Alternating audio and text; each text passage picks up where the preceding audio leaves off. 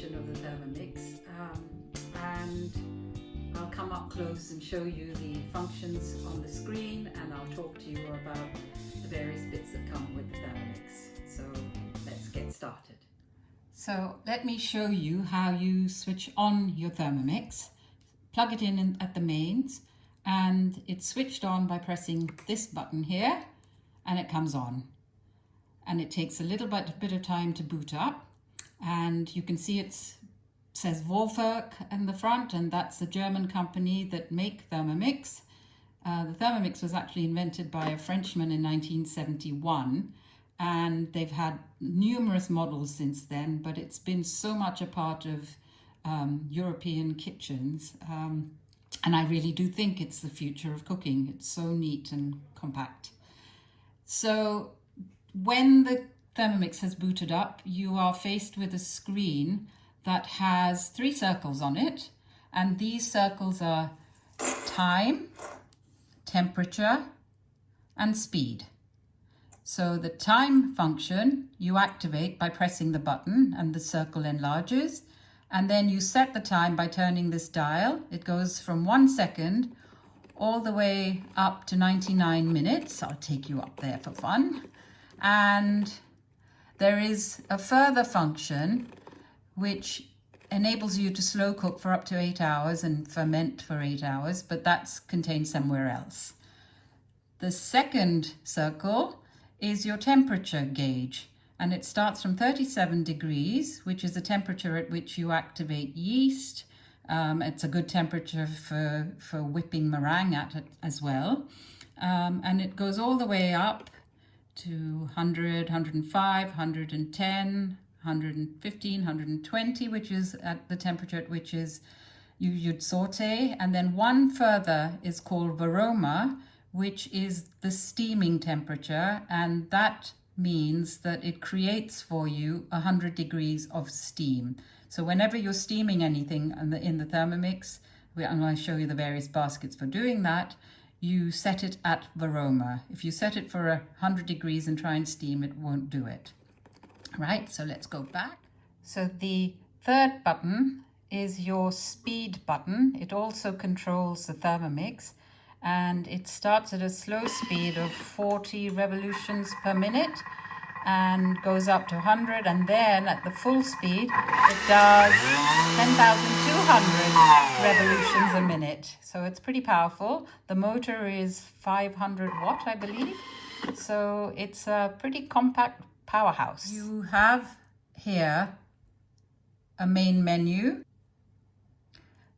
to the various settings, and you can see here settings. You can set the language, the country and region in which you are.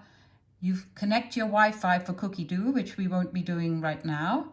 It gives you all the details of your Cookidoo account. You get a 6-month free subscription. You can set the different sounds that you like in the Thermomix, and the brightness display. You can carry on, and you'll find there's a transportation mode, which is the mode at which you would lock the arms of the Thermomix. I'm going to show you that a bit later. And you can change to metric or imperial for weights, and it's got privacy and updates and a factory reset. So let's come out of that, and I'll show you back to the main screen. If you swipe to the left, it takes you to various other functions that are available on the Thermomix. For now, I'm just going to tell you about 3 in detail. The scales. The Thermomix has built-in scales. The scales are in the feet. There are 3 feet at the bottom, and it's very sensitive. You will see that because I touched it, it's activated it. Even if I wiggle the cable at the back, it will activate it. So be really careful when you're weighing not to put the bottle on the rim of the Thermomix bowl. And it's very delicate, so please never ever drag your Thermomix across a table or any surface. Always lift it to shift it. All right, those are the scales, and they go up in 1 gram increments, which is very, very useful, and that's an addition to this model, the newest model. Close the scales by pressing the button. to shut the window down.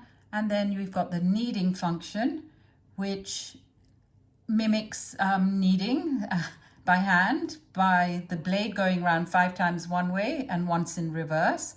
And what would take you 10 minutes to knead will take you 2 minutes in the Thermomix. So that's a really brilliant function too. And whoops, let me go back to the main functions again by swiping. And then you've got the turbo function, which I'll go into detail later. And that takes the blade straight up to speed 10, so you can blitz parmesan into fluffy grated parmesan and make breadcrumbs and chop up your meat to mince it.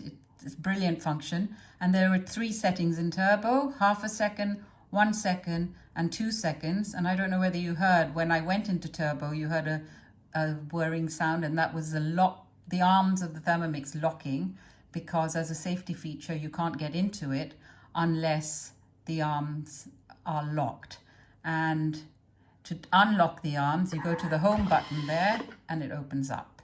Okay, so from the main screen, if you swipe to the right, you get Cookidoo, which is the recipe platform with access to 44,000 recipes, which you can choose on your computer, on your phone, on your iPad, and you can stream whatever recipes you like from 20 different countries at any time, and it will store the recipes for you here.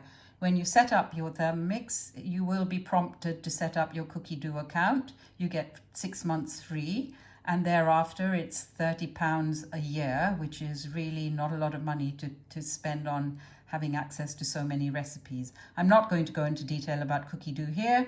We'll do another video on that at some point. Or you can go online, and there are so many videos that will explain that to you. Now I'm going to show you the various bits and pieces that come with the Thermomix. You get the machine, and you get the Thermomix bowl, often called a TM bowl, and it comes with a measuring cup, often referred to as your MC, and it's called a measuring cup because not only is it the plug for the hole in the top of the lid, it's also a 150 ml measure, so it's quite a useful little addition. I'm going to show you how the Thermomix bowl is put together. So this is your Thermomix bowl close up. You will see that it takes up to 2.2 litres of liquid. You've got a measure on the outside, and also, if you can see, on the inside. So as you're pouring, you can see it goes up in half a litre, 1 litre, 1.5 to 2, and then 2.3 effectively, I think 2.2. And the blade comes off, as I said before, and this is how you do it. You can see here this is the base, and the base twists off, and I twist it off by holding the handle of the Thermomix with my thumb and then pushing from behind the base with my index finger and twisting it off. So that unlocks the blade. Then the blade comes off and you can take it all apart. So putting the Thermomix back together again, I find easiest by putting the base on the Thermomix bowl onto the base first.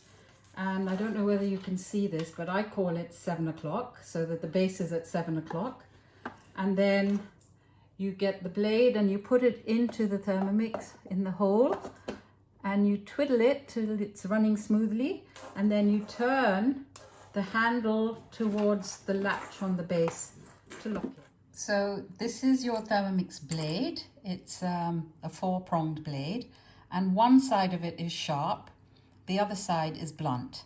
And the blunt side is used for stirring, like when you're making a risotto, you don't want mushy baby food, and so it will delicately stir your food. This side obviously will do your chopping, and it's pretty powerful, and it's angled in such a way so that you can even just use chop one garlic clove, which is pretty useful. And I'm just going to show you how you control which way the blade goes. So there is here a little logo which has a blade on it on the speed function, And if you press that, it turns into a reverse function thing, and that's how you operate it. And I'll show you that in the middle of cooking, you can actually press it and switch it. Right? It is very important to make sure that your blade is properly locked in. The Thermomix will recognize when it's not locked in properly. So worth twiddling with it and playing with it to loosen it before you actually start. But it does, with heat, loosen up a bit. The Thermomix then sits inside the machine, and there are, at the bottom of the Thermomix bowl, 5 pins. These are the heating elements. You should always keep them clean and dry before you put it in. There are 5 holes inside the machine that you can see where the pins go in. Make sure that those are kept clear as well. And it sits inside there, just drops into place. And if you put it in incorrectly, you've forgotten the blade, the Thermomix sort of knows. So make sure you get used to putting the blade in properly. I should also tell you that in the bottom of the base of the machine, there's a hole which leads out. So if you have any floods, your bowl overflows with milk when you're not watching or whatever, it will come out and fall onto your worktop. So that is your Thermomix bowl, TM bowl, and the other bits that go in it are your simmering basket, sorry. The simmering basket is so useful for doing little bits of steaming, or for steaming your potatoes, or making the most amazing rice. I swear by it for making rice now, and it doesn't look like it holds a lot, but the way it works, the rice will double in amount. It's pretty stunning actually, and I've done some videos on cooking rice as well that you can have a look at on my channel. So the simmering basket goes in there, and you, as I said, set it on Varoma to steam anything. You can be making a soup and steaming something or cooking something in the basket whilst the soup is cooking. And then there is a further basket which is called the Varoma, and the Varoma basket goes on top without the measuring cup. There's a sort of ring around the lid to hold it in place. There's a Varoma tray that sits inside the Varoma basket, and then you have the Varoma lid. And that sits on top, and you can do the most amazing steaming. You can steam meat, fish on the top tray, and then vegetables below, and you can be cooking rice in there and cooking rice in a stock that then becomes a soup. It's pretty amazing. Anyway, one thing to know about the Varoma is that the lid should never be put on anything more than 100 and on a hot surface, basically, I think is the best way to describe it, because it will warp. So make sure that it can obviously go up to 120 degrees, but no more. So don't put it on a stove that's piping hot. And when you take the lid off, make sure you do it away from your face. So you'd be doing it from the front like that.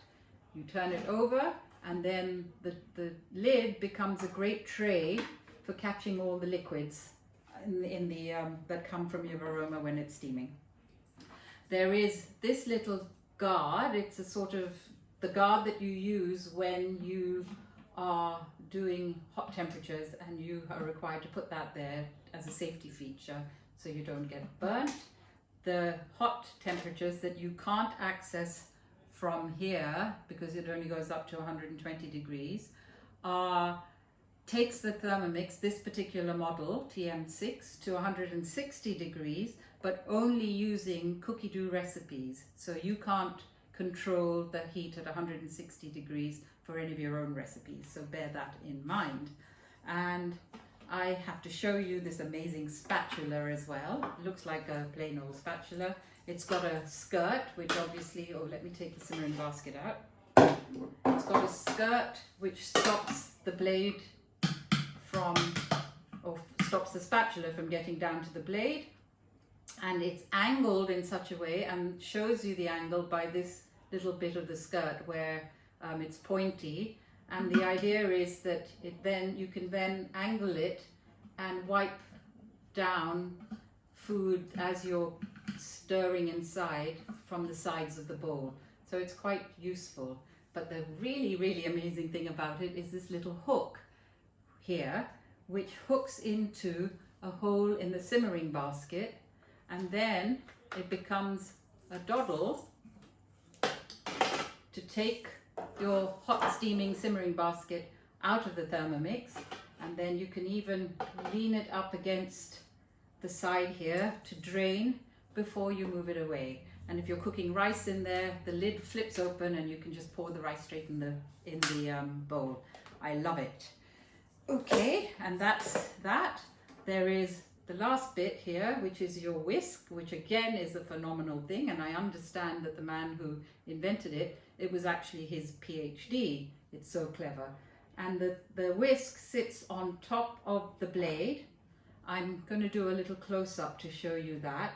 And you give it a tiny little twist, and it doesn't lock, it just sits snugly on top of the blade.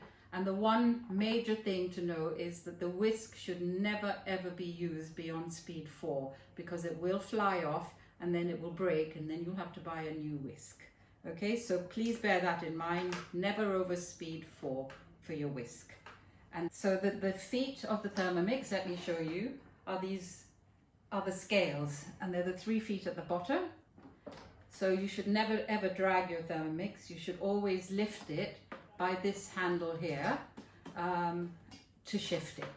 It's a good little mantra, lift to shift.